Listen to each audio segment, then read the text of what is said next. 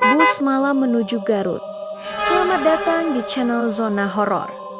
Channel ini menyajikan kisah mistis, kisah nyata. Kali ini channel Zona Horor akan menyajikan cerita horor dari Purwakarta, Jawa Barat tentang bus malam menuju Garut. Simak ceritanya hingga selesai. Jika kamu benar-benar berani, jangan lupa like, komen, dan subscribe channel ini ya. Cerita ini berdasarkan kisah nyata dari jalur Garut, Pangalengan, Jawa Barat. Malam di jalan pegunungan Jawa Barat selalu punya cerita.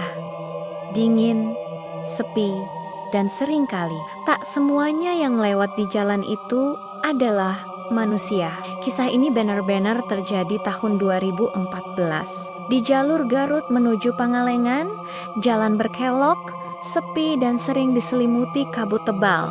Seorang sopir bus malam bernama Kang Rudi membawa penumpang terakhir malam itu. Hanya ada 5 orang di dalam bus, 3 di bangku belakang, 1 perempuan duduk di tengah, dan 1 lagi di kursi depan dekat pintu. Saat bus mulai menanjak ke daerah hutan Cibeet, Kang Rudi melihat sesuatu lewat kaca spion. Perempuan di bangku tengah menunduk, rambutnya menutupi wajah dan bajunya selalu terlihat basah. Ia pikir penumpang itu kehujanan. Tapi ketika ia menengok lewat kaca tengah, kursinya kosong. Beberapa menit kemudian, kondektur yang duduk di belakang memanggil pelan. "Kang, itu tadi cewek yang di tengah." Kemana Kang Rudi diam? Ia tahu perempuan itu baru saja duduk di situ beberapa menit lalu, namun kini semua kursi kosong dan di lantai bus ada genangan air kecil yang mengalir dari arah belakang. Tiba-tiba radio bus menyala sendiri. Lagu Sunda lama terdengar pelan dari speaker, padahal radio itu sudah dimatikan sejak awal perjalanan.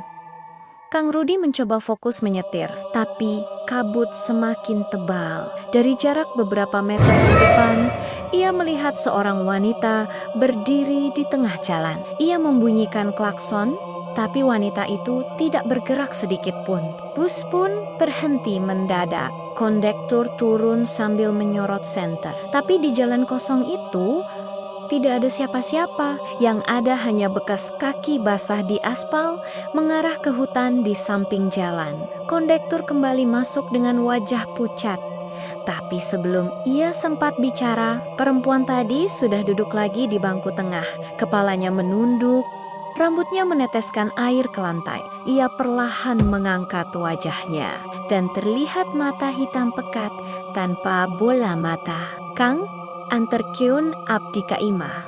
Tolong antar saya pulang." Suara itu berat dan menggema seperti dari 2 arah.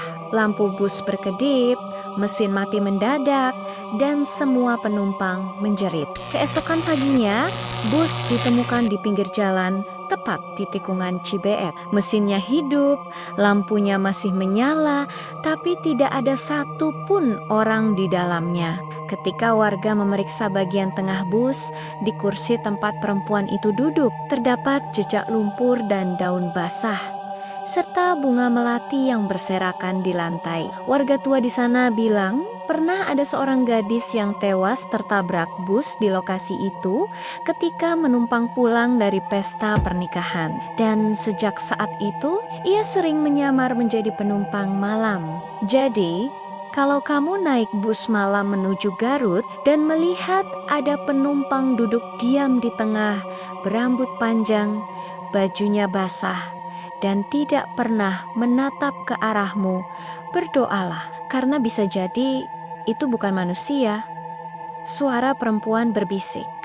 Antarkan abdi. Tonton cerita horor lainnya jika kamu masih punya nyali, like kalau kamu berani naik bus malam sendirian, subscribe sebelum kamu duduk di kursi tengah itu malam ini.